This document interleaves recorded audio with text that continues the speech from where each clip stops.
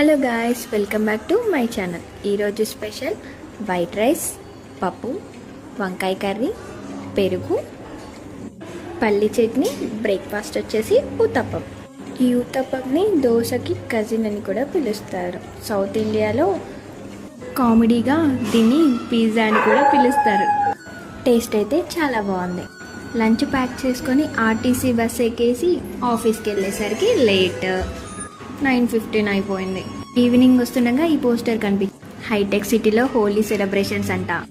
Night డిన్నర్లోకి rice, sambar, chutney, ఇది పెరుగు chutney, egg bhujia, curd.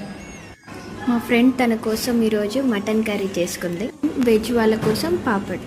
ఈరోజు చట్నీ చూడడానికి కలర్ఫుల్గా చాలా బాగుంది అండ్ టేస్ట్ నిజంగానే అద్దిరిపోయింది.